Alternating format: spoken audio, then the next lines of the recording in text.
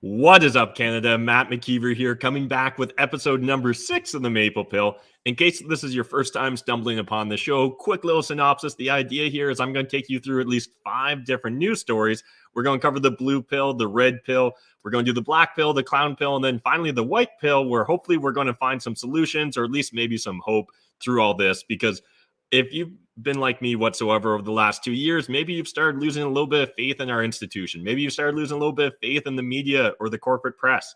And it can kind of be a lonely journey if you find yourself going through this by yourself. So I really just want to kind of be here, help share my perspective. Hopefully you guys feel like you've got a kindred spirit in me. And otherwise, let's just jump into today's stories.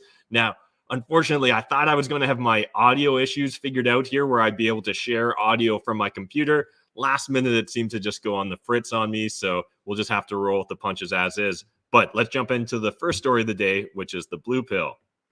So, and this is really a weird one in my opinion. I can't even really believe that this is real life in a way, but it appears to be true. So if you guys somehow missed it, China is claiming that Omicron came from Canadian mail, but everyone in Canada is dismissing this as completely ludicrous, as silly, as asinine, because it really doesn't make sense.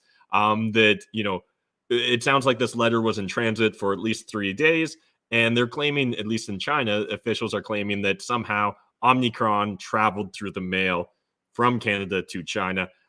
Let me know your thoughts, your opinions, and your take on this in the comments. Seems absolutely asinine. The first story here we've got is from National News Watch, and let's jump into it here. Oh, that's not working for some reason. All right. Well, anyways, Ottawa, a claim by Chinese health officials that the Omicron variant was introduced to a resident of Beijing through a piece of regular mail from Canada is being dismissed as ludicrous. A Chinese state-controlled news outlet first reported that the January 7th infection of a Beijing resident was the result of receiving a letter or parcel from Canada that passed through Hong Kong. The Chinese report attributed the possibility of that having happened to the deputy director of Beijing Center for Disease Control in a briefing, even though organizations such as the World Health Organization and Canada Post say the risk of contracting coronavirus from a piece of mail is low.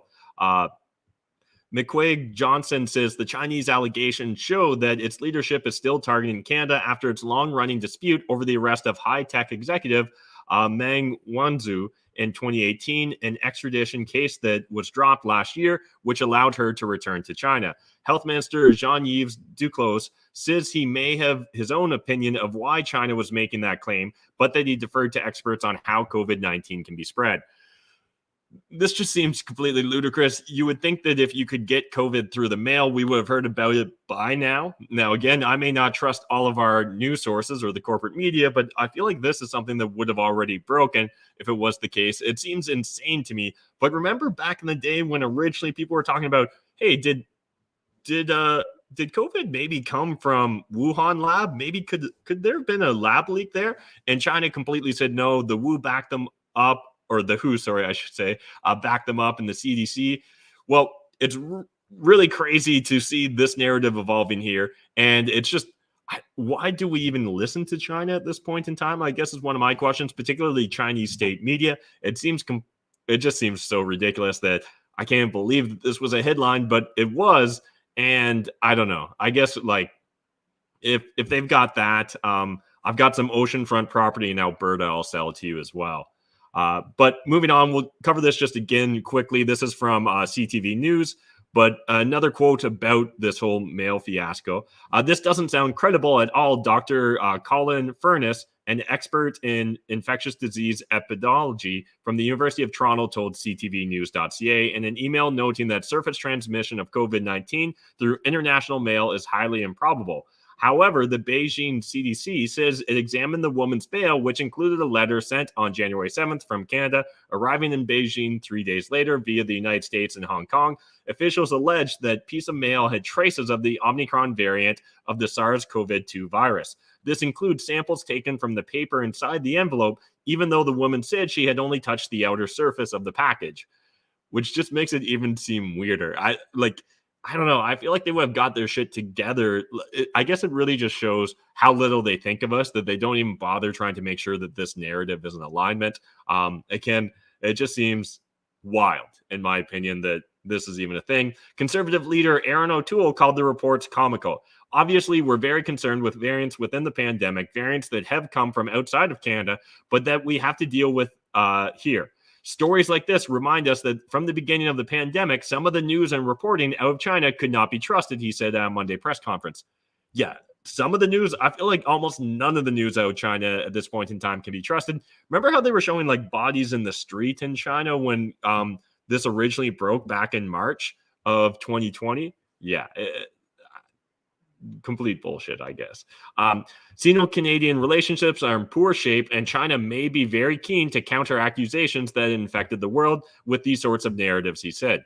Now, I feel like we should be calling this out on a greater level at this point in time. Like Trudeau should be coming out and, calling out China on it. I know he respects them so much and he wishes he kind of had the same sort of powers that the leader in China has, but I don't know. This is wild. This is silly. Let's kind of move on. But anyways, moving on from the blue to the red story, what I first want to cover here with you guys is the Health Canada approving Pfizer's oral treatment for COVID-19. So there's a couple different stories here I want to kind of stitch together. Let's hit this one first. Until now, the medications for treating COVID-19 we have authorized have to be given intravenously or by injection in a hospital or healthcare setting. This is the first COVID-19 therapy that can be taken by patients at home, which is an important distinction. Health Canada's chief medical advisor, Dr. Sharma, told a news conference on Monday. It can only be taken within 5 days of the symptoms onset for those who have received a positive test result confirmed by a healthcare provider, meaning it cannot be used as a preventative measure before or after exposure to COVID-19. It also can't be used as a starting point for treatment for those requiring hospitalization for severe COVID-19 cases. The study showed that treatment with Paxlovid, which is the Pfizer oral drug, compared with no treatment, reduces the risk of hospitalization and death caused by COVID-19 by 89% when the medications were started within 3 days of the beginning of symptoms, and 85% when started within 5 days, Sharma said. While recent data confirms that Paxlovid is effective against the Omicron variant, Tam cautioned that due to limited supply, the treatment won't immediately affect the virus's trajectory in Canada. Those ages 60 and up who live in rural and remote communities, long-term care settings, or indigenous communities whose vaccinations are not up to date will also be among the first to receive the treatment. Some would like to be vaccinated. And so here is a quote from Duclos, the health minister. Some would like to be vaccinated but can't find the time to go. Others would like to be vaccinated but would still like to have more information. Other people are getting their information from misleading sources, and other people are against vaccination as a whole. And this was kind of in regards to, people questioning who should get it because there's limited supplies and things of that nature. In general, to have a new treatment is a net positive, in my opinion. I'd love to hear your thoughts, your opinions on this. At the same time, having, I think, was it 30,000 courses or 10,000 total courses so far isn't going to really move the needle per se, but it's a start. It's better than nothing. And, moving on from that, I'm not sure if you guys have seen this narrative kind of evolving, but essentially the major airlines now are asking the feds, the federal government, drop the mandatory COVID test for arrivals because people literally need to get tested before they get on a plane. And now they're getting tested right after they get off a plane. And it's believed that elimination of this would free up to 8,000 PCR tests a day, the joint letter notes. So this is from the Toronto Sun. As every person traveling to Canada must take a PCR test prior to getting on a plane inbound to Canada and must be fully vaccinated, there is no good public health rationale for a second test upon arrival, the medical officers say. We know that the primary concern for Omicron is in the community. By extension, the primary need for testing is in our community, not our airports. This seems logical to me. I think the only real question or argument at this point in time is, why was this ever the case in the first place? And I think it leads to a bigger discussion here about, better safe than sorry. And we've seen so much thrown under the bus under that logic of better safe than sorry. But at the same time, we're not looking at cost benefit analysis. We're not considering not the incremental increase in safety, but the absolute increase in safety. And I think that there's a big difference there, right? You know, what logic did we originally get into this, deciding to use all these PCR tests?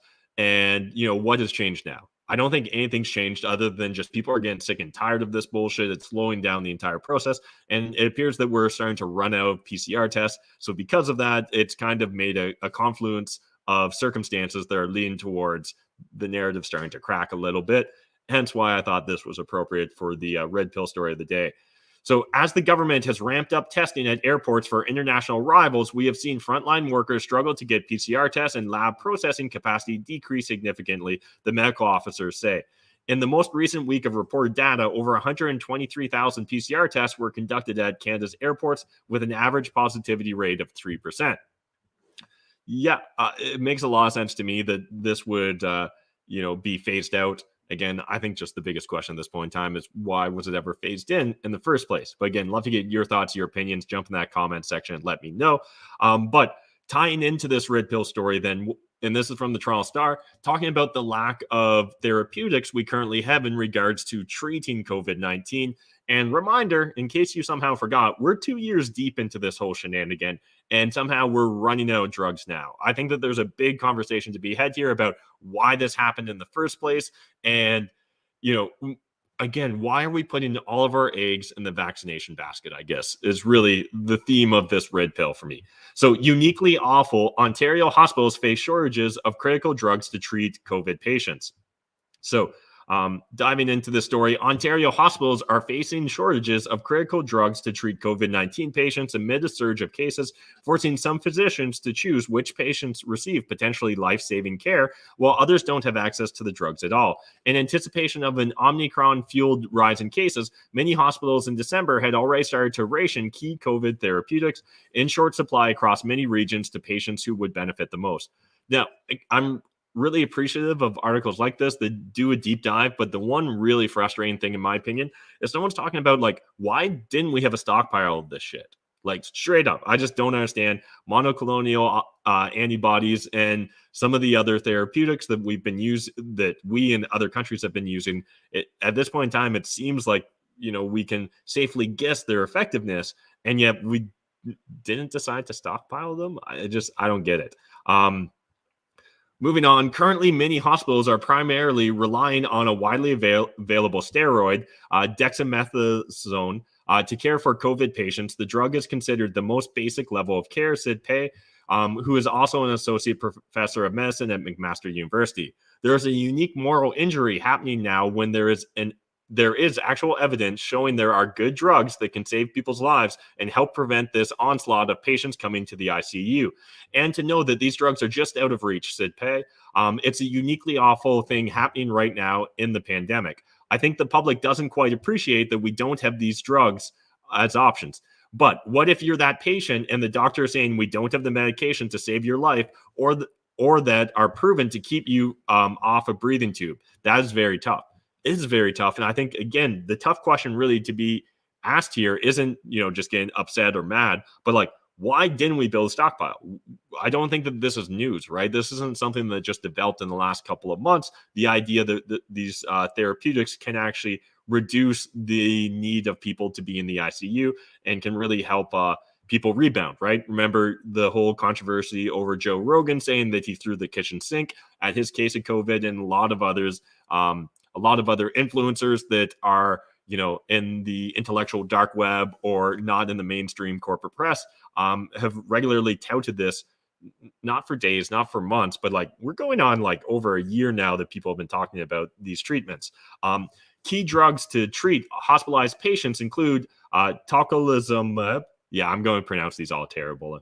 Seralutinib, types of monoclonal antibodies used to treat inflammatory conditions that reduce the risk of mechanical ventilation and death. The drugs work by shutting off the body's inflammatory response, stopping dangerous inflammation that can lead to breathing troubles and organ failure. But for COVID patients, tocilizumab and seralutinib are either all gone in Ontario or in extremely short supply right now. The Ontario Science Advisory Table recommends another drug, baricitinib, that can be used if either of those Other drugs are unavailable. During the current COVID patient surge, baricitinib is largely unavailable to most hospitals, Pay said. Again, I think the big question here is like, why didn't we stockpile any of this shit? Why aren't we using field hospitals if our hospitals are at max? Why are we firing unvaccinated healthcare workers or forcing them off the job when, again, we seem to have a shortage of healthcare workers to help us through this pandemic or endemic at this point in time? With new oral antiviral medications for COVID, patients on the horizon, healthcare leaders anticipate demand will again outstrip supply once the drugs are approved in Canada. Sid Sumit Rayburdran, an infectious disease pharmacist at North York General Hospital. Health Canada is expected to make an authorization decision on Pfizer's antiviral Paxlovid in the coming days. So this article actually came out before we got the approval. I covered the approval article just before this. Procurement efforts for key COVID therapeutics, including new oral antiviral medications, must match the work the federal government put in obtaining COVID vaccinations earlier in the pandemic, he said. Otherwise, drug shortages will likely continue, he said. Yeah, I don't understand why we didn't work as hard on this prong of the approach to, reducing the impact COVID has on our healthcare system versus just putting all our eggs in the vaccination basket. Again, as always, links to everything we're talking about today in the video description down below. Don't let my video on my mispronunciations of words be the end of your due diligence. Let this just really be the jumping off point for you guys. Now, the last thing I kind of want to cover on the red pill story, and then we'll move on to the black pill, is a new Canadian study reveals that 42% false positive rate for rapid antigen COVID tests. I don't think this is necessarily new, but I just kind of want to cover it again. This is from Rebel News. The peer-reviewed study looked at the results of more than 900,000 rapid antigen tests conducted over 537 workplaces in Canada between January and October of 2021, comparing their results to concurrent PCR tests. So researchers from the University of Toronto's Rotman School of Management published their peer-reviewed findings in the Journal of the American Medical Association earlier this month. They looked at the results of more than 900,000 rapid antigen tests conducted over 537 workplaces in Canada between January and October. The study's introduction reads as follows. Concerns have been raised whether rapid antigen tests for SARS-CoV-2 can result in false positive test results and undermine pandemic management for COVID-19. This study investigated the incidence of false positive results in a large sample of rapid antigen tests used to serially screen asymptomatic workers throughout Canada. Further on, here we've got the study's authors concluded that the overall rate of false positives results among the total rapid antigen test screens for SARS-CoV-2 was very low, consistent with other smaller studies. The cluster of false positive results from one batch was likely the result of manufacturing issues rather than implementation. These results inform the discussion of whether rapid antigen tests will result in too many false positives. Not sure what happened to my camera there. Implementation. These results inform the discussion of whether rapid antigen tests will result in too many false positives that could overwhelm PCR testing capacity in other settings. Also, the results demonstrate the importance of having a comprehensive data system to quickly identify potential issues. Aside from issues with the batch, false positives are possible due to the timing of the test, i.e. too early or too late in the infectious stage, or quality issues in how the test was completed. All right, this is going to be tricky if I got to hold this camera the entire time. Let's switch cameras here for a second. At least you guys can see me. So yeah, again, just building upon this red pill narrative here, I think it's really wild to see. I guess this last story, I'm a little confused about how we've got a 42% false positive, and yet the overall rate of false positive results from the total test screens were very low. It seems like it conflicts with itself there. Again, if I'm misreading this, jump in the comment section. Please break it down for me. I am just a simpleton at the end of the day. So yeah, love to get your guys' thoughts and hot takes on that. But let's move on to a black pill story for the day. And I've got a couple black pills here that I want to share with you guys. The first one being the discussion of everything to do with Canadian real estate prices, which is pretty wild. This is going to drive me crazy. Apologize. Oh, there we go. Okay. Unhinged real estate prices in Canada shoot up as supply hits all-time low. So the Canadian Real Estate Association says prices were up 26.6% nationally year over year in December 2.5% month over month. Ontario was up around 30% year over year. Prices in the Greater Toronto Area mounted a comeback after lagging other parts of the province that were less known before the extraordinary run-up in prices drove more home seekers outside major urban centers. Now, this is something that if you guys have been following me talking about real estate for the last couple of years, not necessarily a surprise, but it is shocking to continuously see us just at new all-time highs. Meanwhile, affordability is, not improving whatsoever. And I think the bigger discussion here is what's really driving it. Sure, speculators, investors, foreign buyers, things of that nature have an impact, but it really comes down to loose monetary policy, right? That's the actual crux of the argument here, is that because the printing press goes burr, and we've released, I forget, is it like 40% of Canadian dollars have been released in the last year or 18 months? It's factors like that are really going to continue to exacerbate the problem that we're currently experiencing. So with the housing supply issue facing the country having only gotten worse to start 2022, take any decline in sales early in the year with a grain of salt because the demand hasn't gone away. There just won't be much to buy until a little later in the spring, said Cliff Stevenson, chair of CREA. Look for, and this is just kind of one point that I've seen come up a few times. Personally, you guys have heard me talk about it in regards to investing, in my opinion, on the Canadian real estate market. I personally think central bankers are all doves until proven otherwise. They may pretend to be hawks, but I'm not buying it. But this is a common narrative that we're going to see a tightening from the Bank of Canada this year to help clean out some of the froth. And this article said, look for 100 basis points, 100 BPS of tightening by Bank of Canada this year to help clean out some of the froth. Again, I'm not buying it. Do you guys expect to see 100 basis points this year? Again, we're already through January, so they've only got 11 months to do this, and they don't meet every month, right? Is it every month and a half or something like that? Anyways, I think it's 8 times a year. So again, I'm interested. We'll see how this all rolls out. If we did start to see them really tightening the belt and increasing interest rates, that could slow the market down. It could cause the market to plateau. But I'm personally not expecting it right away. But we've got more black pill for you guys. And this one is just interesting. I love it when, politicians and central bankers get caught on a hot mic that they didn't realize. And this is from Blacklock's reporters. Again, I mentioned them to you guys in the past. I really encourage you guys, go support them. I love what they're doing. I think it's important what they do. It's a relatively reasonable yearly subscription they offer. So Bank confirms enemies list. Oh, is this on the record?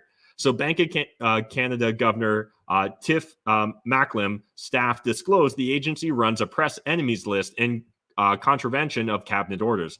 Macklem's director of communications said blacklisted media outlets like Blacklock's, that's who's reporting on this now, were prohibited from questioning bankers, while friendly reporters may call for tips on how to cover the news. Oh, is this on the record? Paul Battersher, the bank spokesman, said when asked for an explanation, I have no comment. Battersher made the remarks Friday while preparing for a bank video conference, unaware of an open microphone. He explained to federal regulators that certain reporters were blacklisted from asking questions. There's a couple here who I'll check the list to make sure he's not listing, absolutely not keen to give questions to. Battersher said, I do not want to be in a situation where we are allowing Blacklocks to be asking us. So yes, that's where we're at. The remarks were made to Deputy Bank Governor Tony Gravel and Ben Gully, Assistant Superintendent of Banks. Neither commented. And then just kind of a note here, Cabinet in a December 16th ministerial mandate letter cautioned federal employees headed duty to act professionally in dealing with reporters and the public. Canadians continue to rely on journalists and journalism for accurate and timely news, said the Prime Minister's letter. I expect you to maintain professional and respectful relationships with journalists to ensure Canadians are well informed. Cabinet went further in a 2015 mandate letter that pledged to set a higher bar of openness and transparency in government, including taking questions. Members of the Parliamentary Press Gallery, indeed all journalists in Canada and abroad, are professionals who, by asking necessary questions, contribute in an important way to the democratic process. It reads, your professionalism and engagement with them is essential. 100% agree. I don't think most of us probably are that surprised by this, but it is always nice when we kind of have, not just a smoking gun, but we actually see the bullet wound, or when they get caught on a hot mic, so that there's definitive proof that, they only want to have the narrative reported a certain way, that they're only going to engage with certain reporters. And if you guys have been following, the president of the United States, Biden, he regularly is like, okay, they gave me a list of people that I'm supposed to ask questions from. And it's so obvious at this point in time that journalism is almost dead, or at least in the mainstream media and the corporate press and the prestige media, it's completely dead.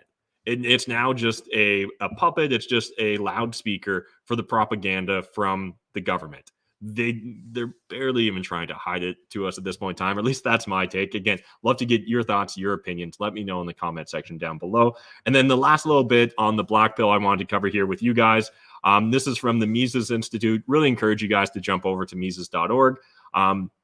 But it's just really looking at the zero COVID plan and what a total failure it was, and how the Chinese regime is continuing to double down on this narrative, regardless of whether COVID can actually be contained, and whether a zero COVID policy like Australia and New Zealand are, driving themselves batshit crazy trying to accomplish. So the Chinese regime is doubling down in its COVID zero strategy. In recent weeks, new COVID cases have been detected in several cities. In a world of the more contagious Omicron variant, this is to be expected. But what has been the Chinese state's response? It's more of the same. Lockdowns, travel suspensions, and more, NBC reports. Tianjin, which detected China's first community spread of Omicron on Saturday, is rolling out a second round of mass testing on its 14 million residents on Wednesday. The outbreak has already spread to Anyang, a city in Henan province, some 300 miles, 482 kilometers away, prompting a full lockdown. Tianjin officials said at a news conference Tuesday that all bus services to Beijing had been suspended on Wednesday. 425 flights had been canceled from Binei International Airport, accounting for 95% of all scheduled flights. Authorities on Sunday ordered citizens not to leave the city unless absolutely necessary. Those who want to leave must present a negative COVID test taken within 48 hours. It's hard, and this is still from the article here, it's hard to believe that anyone still believes that COVID will go away if government authorities just lock down harder. But China is hardly the only example of how this delusion can win many adherents among the technocrats and the expert class. 100% agree with that analysis. It's wild. It's comical at this point in time to continue to see this narrative being presented. And it's embarrassing, in my opinion, to continue to see Canadian governments, the federal as well as provincial governments, essentially just copying from the Chinese Communist Party's playbook. It literally is. We should all be extremely frustrated. And those of you that are going out to protest, those of you that are truck drivers that are protesting the fact that, you're now being forced to quarantine for 14 days for crossing the border, it's important that everyone speak out. It's important that we try and create common knowledge, because this is not okay. And until the government believes that there's enough pushback that they're in jeopardy, that whether that's in jeopardy from just having their jobs or in jeopardy because the economy is going to fall apart, again, they're not going to give up any new powers. That's just how authoritarianism, that's how tyranny works, unfortunately. But enough of that. Let's move on to the clown pill, because there are jokers as well throughout this entire thing. And so this one, going off the COVID narrative for a little bit here, when it comes to government spending, when it comes to government projects and infrastructure and things of that nature, I think we all know that they have a tendency to go over budget.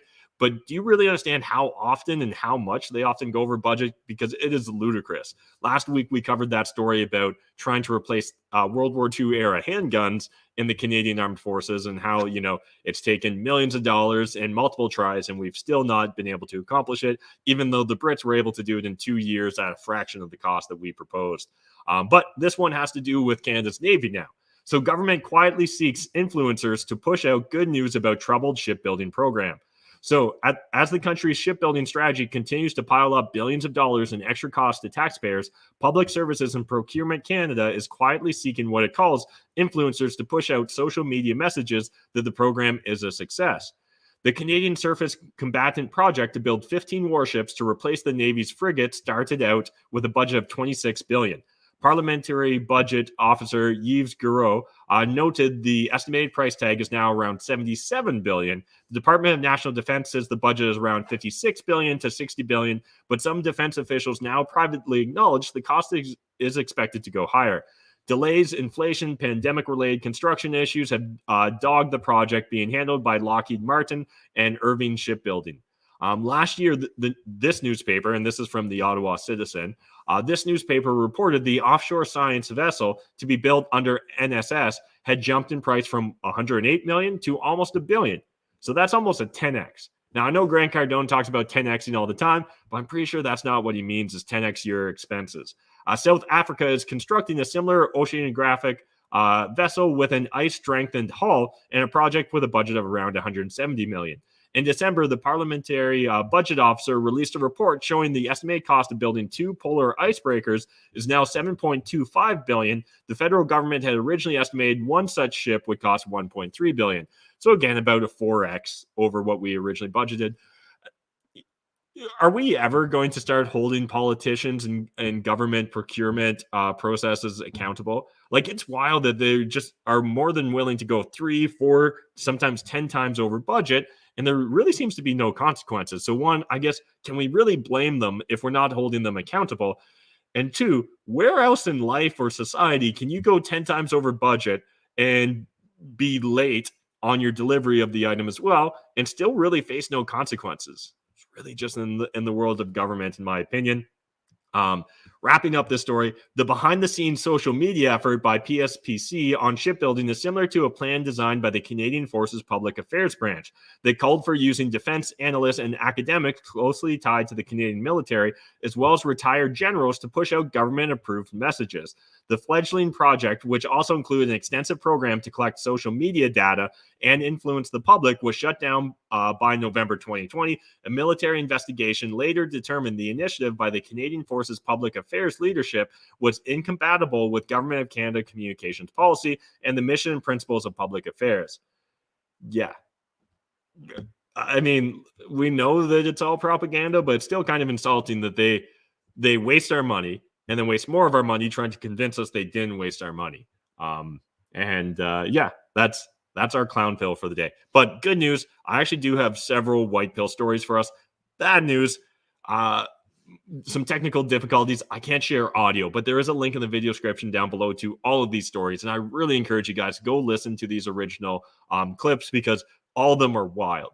The first one from Pierre Polyev, essentially, it's him breaking down the definition of what money is, and that money is really just a technology that allows us to, hold value or transport value over place and time. And what's really fascinating is that he essentially attributed this explanation to the Bitcoin standard. So one, how long until we see Pierre's eyes turn orange here? Because I think he's a Bitcoiner and just doesn't know it yet. Or maybe he's a closeted Bitcoiner at this point in time. But the more I hear him talking this way, the more excited I get that maybe at least one person in federal government actually gets it. And while I appreciate everything he does, I do think that he brings a certain counterpoint or counterbalance to the federal Liberal Party. It's items like this that actually really give me hope because, sometimes some of the clips or some of the discussions that he focuses on, release on social media, it feels like a lot of grandstanding. It feels like it's really just kind of to try and get a got you or a good social media clip rather than focusing on really trying to get to the bottom of things. Where this speech he gives here, again, it's about 10 minutes. Really encourage you guys to go listen to the whole thing. He breaks down the definition of what money is and talks about the ways it's been abused in the past. I think this is really important. And again, really encourage you guys to go listen to the whole thing, particularly if you've never listened to the Bitcoin standard. Moving on from that, though, I shared this on my Instagram stories, but essentially, this is just the most badass thing I think I saw this weekend, which is a video of a politician in the Netherlands being confronted for being a Klaus Schwab minion that Alex Jones just talked about. So again, go watch it. There's captions at the bottom of it, but essentially he asks the politician whether, what he thinks of Klaus Schwab's recent book, which was about COVID-19 and essentially the Great Reset. And the politician says, I don't know anything about it. And he gets called out because he actually wrote a letter congratulating Schwab on his book and saying that this essentially was, I forget the exact language, but like critical to the future. So again, very satisfying, made me grin ear to ear. And I hope we see more young people joining politics like this individual and calling out the bullshit, calling out the World Economic Forum, calling out the Davos crew, calling out everyone associated with Schwab. So again, really encourage you guys, go watch the whole thing. I wish I could share the audio with you. And speaking of wishing I could share the audio with you, I imagine you probably saw this already making the rounds on the social web. But this is just badass. The leaky tank in Sarnia, Ontario remains open for indoor dining in defiance of provincial order. And man, the owner here, I believe it's the owner or the proprietor that's on the video, just calls out these government employees. And there's a very gratifying moment where essentially I don't know who she works for, but this lady here essentially says, well, just so you know, you could be charged. And she's like, charged with what? And she's like, I don't know. She's like, so you don't even know what you're going to charge me with or what you're going to fine me for. And I think that encompasses or encapsulates this entire bullshit that we've been dealing for the last 2 years, where the government's just like, you just need to listen to us. We don't really care, whether it's effective. We don't care whether it makes sense. You just need to obey and be obedient as possible. And it's great to see Canadians, particularly people in Ontario, speaking out. If you guys live in Sarnia, hell, if you live in London and you're not going to eat the leaky tank in the next week or two, I mean, shame on you, in my opinion. Again, I've got no idea. Everything else about the leaky tank could be terrible, but this clip alone makes me love it. I'd really encourage you guys to go support them and also support other local business owners that are willing to dare speak out or dare go against the corporate press narrative, because they are few and far between, and they need to be celebrated and they need to be supported, supported both like morally and just like from an energy standpoint, but also like literally supported financially, because they probably will get fined. They probably will be penalized. We saw this occur, at the start of COVID and lockdowns with it was Adam's Barbecue, right, in the GTA area. I'm glad to see others speaking out. And again, it's important to understand that these little clips on social media, this shit can be the spark that changes everything. So if you're speaking out, if you're standing up, don't be afraid to grab it on camera. If you're being bullied by a government official, don't be afraid to grab that on camera either, because the more of this that gets presented to the average person, the more people are going to be like, well, that does seem strange that they don't know what they're going to charge her with or what she could be fined for, but like they're going to do it. And it's just like, again, this is all just theater at this point in time. This is safety theater. It has nothing to do with actually trying to protect people. At least that's my take. Again, I love your thoughts, your opinions. Let me know in that comment section. And now let's move on from, or I guess I've got one more little bit of the white pill here. So this is also linked in the video description down below, but this is just a write-up on that politician from the Netherlands. And again, it is so satisfying. If you've been a little too black pilled for the last couple of days or last couple of weeks, this will absolutely brand your day. I'm not saying it's really going to change the world, but it just feels good to see a politician called out on their bullshit. And then moving forward and talking about calling people out on their bullshit, this is also kind of a white pill moment for the day. And this is something I shared on my Instagram account. So if you guys aren't following me, Matt McKeever Unfiltered on Instagram, it'd be a lot cooler if you did, because I share things like this. Again, this is ripped off of Reddit, but I think it's really important people understand that just because someone's scared, just because someone wants to protect themselves, doesn't mean that they have control.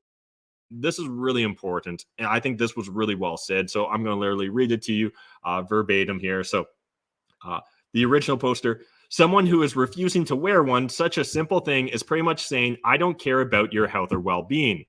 And the response here is, that's the thing, though. I don't care about your health or well-being. I do not care about your health, bud. I am not going to make personal medical decisions based on your health and irrational fears. Your health is not my responsibility. If you feel scared of getting sick, it is your responsibility to make adjustments in your life until you lowered your self-perceived risk to an acceptable level. If you're scared of getting sick, then wear a mask, get your booster, social distance, quarantine, get a remote job, get your groceries delivered, and socialize with your friends through online platforms. It's the 21st century, bud. There are solutions that you can make to alleviate your fears and risks. It's not society's job to shut down because you're scared.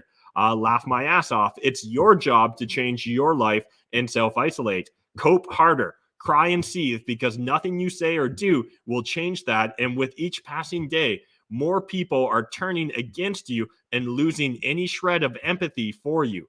Better start getting into the habit of making adjustments to your own life now. I mean, that deserves a standing ovation, in my opinion. Really well said, and especially for Reddit of all places, which is usually just a garbage fire. It's wonderful to actually see some